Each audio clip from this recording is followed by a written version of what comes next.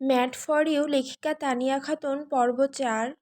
রুহি আর সিমরান ক্লাসে বসে আছে। আর কিছুক্ষণের মধ্যেই ক্লাস শুরু হবে। পুরো ক্লাস ভর্তি স্টুডেন্ট, কেউ বইয়ে মুখ গুজে পড়ছে, আবার কেউ বন্ধুদের সঙ্গে গল্পে মেতে উঠেছে। রুহি সিমরানের দিকে তাকিয়ে বলে, "কি রে, সকাল থেকে মুখটা এমন শুকনো করে রেখেছিস কেন?" "আরে, একটা বড় ভুল হয়ে গেছে।" "ভুল মানে? কি ভুল করেছিস?" "শোন, কিন্তু রাগ করবি না তো?" "না না, বল তাড়াতাড়ি।" সিমরান নিচু গলায় বলে, "কাল তোর দেওয়া চকলেট বক্সে আমি একটা লাভ লেটার ঢুকিয়ে দিয়েছিলাম ক্রিসের জন্য।" "কি?" রুহি এত জোরে চিৎকার করে ওঠে যে আশেপাশের সবাই ঘুরে তাকায় তাদের দিকে। "আরে চুপ, আসতে বল।" রুহি মুখ ঢেকে ফিসফিসিয়ে বলে, "তুই কি পাগল হয়েছিস? যদি ওই ক্রিস ভাই রেগে যায়, তোর কপালে দুঃখ নাচ্ছে।"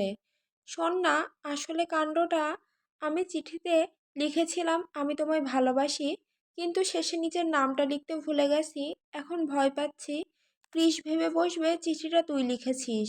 "হাই আল্লাহ, তুই এমন পাগলামি করলি কেন? আগে আমায় বললি না কেন?" ঠিক তখনই দরজাটা খুলে যায়, ক্লাসের স্যার ঢুকে পড়েন। সবাই একসাথে উঠে দাঁড়ায়, রুহি আর সিমরানও চুপচাপ উঠে দাঁড়ায়। স্যার বললেন, "ঠিক আছে, সবাই বসো।" আর ক্লাসে নেমে আসে নিস্তব্ধতা। ঠিক তখনই দরজা দিয়ে ভেতরে ঢুকে ক্রিস, পেছনে আমান, রুদ্র আর রহিম। স্যার ক্রিসকে দেখে একটু থমকে যান। "তুমি এখন এখানে কোনো দরকার বাবা?" ক্রিস কিছু না বলে ক্লাসের ভিতর ঢুকে চারপাশে তাকায়। তার দৃষ্টি যেন কাউকে খুঁজছে। সবাই নিঃশব্দ। রুহি আর সিমরান তো ভয়ে একদম কাঠ হয়ে গেছে। মনে হচ্ছে এখনই বুঝি ক্রিস এসে তাদের চড় মেরে দেবে।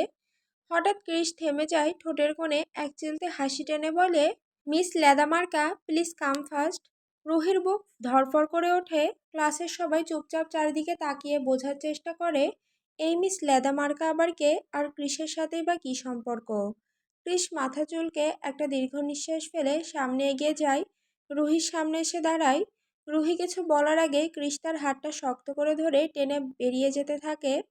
সিমরান শুধু রুহি বলে ভয়ে চুপ করে যায়। সবাই হতবাক হয়ে তাকিয়ে থাকে। ক্রিস ঘুরে স্যারের দিকে তাকিয়ে বলে, "স্যার, আপনি আপনার স্টুডেন্টদের পড়ান, আমি আমারটাকে নিয়ে যাচ্ছি। ও একটু কম বুদ্ধির, তাই হয়তো বাড়তি ক্লাস দরকার।" পেছন থেকে এমন মুচকি হেসে বলে, "মানে কি? একটা সাবজেক্টে দুবার ফেল করেছে, সে আবার ক্লাস করাবে?"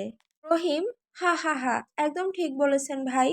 রুদ্র, "চুপ কর, ক্রিস শুনে ফেললে তো হাসপাতালে ভর্তি হতে হবে।" এদিকে ক্রিস টেনে টেনে রুহিকে বাইরে নিয়ে যায়। রুহি অনেক চেষ্টা করেও হাত ছাড়াতে পারে না। অবশেষে একদম ফাঁকা একটা ক্লাসরুমে ওকে নিয়ে ঢোকে ক্রিস। দরজাটা ভেতর থেকে বন্ধ করে দেয়। "আপনি কি করছেন? দরজাটা বন্ধ করছেন কেন?" ক্রিস একটু বাঁকা হেসে পাশে থাকা একটা চেয়ার টেনে এনে সামনে রাখে। চোখে এক অদ্ভুত ঝিলিক। "বসো।" রুহি কিছু না বলে দাঁড়িয়ে থাকে, তার সারা শরীর কাঁপছে ভয়ে। ক্রিস এবার গম্ভীর গলায় ধমকে ওঠে, "সিট।" রুহি ভয় পেয়ে ধীরে ধীরে বসে পড়ে, তার হাত পা কাঁপছে অনবরত। ক্রিস চেয়ারটা টেনে কাছে আনে, দুহাত দিয়ে চেয়ারটা দুপাশে ভর দিয়ে রুহির মুখের একদম কাছে আসে।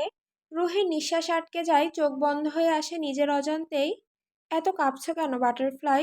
তোমার কাঁপাকাঁপি দেখে আমি যদি সত্যিই কিছু করে ফেলি, তখন কিন্তু কিছু বলতে পারবে না।" আপনি আপনি কি চান?" ক্রিস হালকা হাসে, পকেট থেকে একটা চিঠি বের করে রুহির সামনে ধরে বলে, "নাও, এটা সুন্দর করে পড়ে শোনাও।" এটা এই চিঠিটা আমি হুশ, কোনো কথা নয় বাটারফ্লাই, চিঠিটা পড়ো। বেশি দেরি করলে আমি নিজেকে কন্ট্রোল করতে পারবো না, তখন কিন্তু ইমরান হাশমি স্টাইলে সিন চলবে।" রুহির কাঁপতে থাকা হাত দুটো ধীরে ধীরে চিঠিটা খোলে। চোখের পাতার নিচে ঘাম জমে গেছে, বুকের ভেতর ধপধপ শব্দ যেন পুরো ঘরে প্রতিধ্বনি করছে।